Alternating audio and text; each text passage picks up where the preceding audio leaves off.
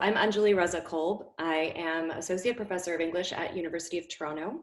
I teach colonial and post-colonial literature and theory, as well as poetry and poetics. My research focuses largely on structures of scientific inquiry in the colonial periods, and then the kind of ways that post-colonial writing, both critical and artistic, or what we might call more traditionally literary writing, answers in response. My first book, Epidemic Empire, which comes out in late December, is a deep dive into the shallow metaphor that associates insurrection, insurgency, and anti-colonial violence with the figure of a contagion or an epidemic disease. So if you think about how frequently politicians and newscasters and so forth will say, we're facing an epidemic of terrorism. Well, that has come to mean something really, really different in 2020 than it ever meant before. And my research really investigates where that turn of phrase came from and what that mode of thinking both was enabled by and then enabled itself in terms of metaphorical, but also totally practical political applications. So what are the material consequences of this poetic figure is really what the book looks into, and it stretches from the early cholera outbreaks of 1817, so early 19th century in British colonial India, all the way up to the present. There is a kind of intuitive relationship between how a border gets closed during a global pandemic and what kinds of immigration policies are put in place, particularly by neo-imperial powers like the United States. But we can also think about Brexit, for example. We can also think about renewed nativism in France, renewed nativism in Northern Europe. One of the cases and instances that I keep coming back to when I think about this and is in the introduction of the book, but I didn't even understand the significance of it when I was writing it, is that to return to the Muslim ban of 2018, which is what it was colloquially called, in the majority opinion that upheld Trump's Muslim ban, Chief Justice John Roberts gave a series of hypothetical examples of reasons why the United States might want to close its borders to people coming from certain countries. And one of the hypotheticals he gave is that Congress wouldn't hesitate if there were a raging epidemic confined to a specific region to close the borders to immigrants from that community. So I'm really returning again and again to the way in which the imagination of a not yet existing pandemic enabled previous immigration closures in North American, I would say the kind of model for neo-imperial discourse. So when we think about the rapid border closure, the incredible speed with which movement, let's say, like migration of all kinds, purposive, refugee, planned and unplanned, air travel, foot travel, train travel, the speed with which it was all shut down, or when in places when it ought to have been shut down quickly, it wasn't, but in other places like extremely rapidly, right? There's a kind of ability to mobilize harder borders that we've seen at work very, very speedily in the conditions of an actual pandemic when a government wants to do that. And so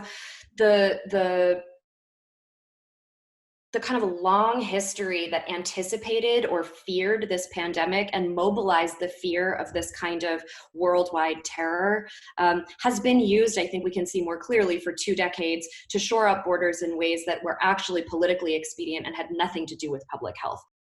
There is a way to see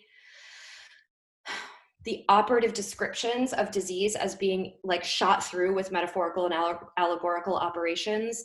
They are so much so that it's almost impossible to see them. They've become so cliched. So if we think about, I'll just borrow Sontag's example because I think it's a really good one. If we think about like the war with cancer or like the battle with disease, like we hardly even think about the fact that that's actually a metaphorical operation. So one of the things that I was trying to do in this book is to sort of recover the novelty of those metaphors and think about like, what if we took like terrorism is an epidemic really literally? Like what does that show us, and how does it change our understanding of the relationship between poetics or poetry or poetic operations of discourse production and politics? so much of what I'm trying to do is like, I think really central to many literature scholars, which is to show like kind of yet another way in which language really, really matters. And I think that is truly what all of us are trying to do. How language matters doesn't necessarily mean that it has to point to something beyond itself. Pointing out how language matters in terms of a political context and a political project has been for me about trying to recuperate the kind of shock and novelty of a metaphor that we really could see as a metaphor. So one of the things I really respect and admire about previous theorists of disease is that is the kind of really strong assertion that disease is a social phenomenon. I am there with those theorists. And when something is a social phenomenon, and when I say social phenomenon, I don't mean like just the symptoms in the body. I mean how we talk about those symptoms, what the story of those diseases is, what are the figures that we reach for when we try to describe them. In the early 19th century, cholera symptoms were described as darkening and shrinking and shriveling the body, as if the body was becoming an impoverished imperial subject because of this disease that was coming. So you see constantly blue skin, purple skin, India ink in the veins, right? The blood has thickened up to something like India ink. So what are these figures that keep recurring? And how does, I mean, this is sort of what a discourse analyst does. It's like, how do these minor little literary effects become a kind of common sense?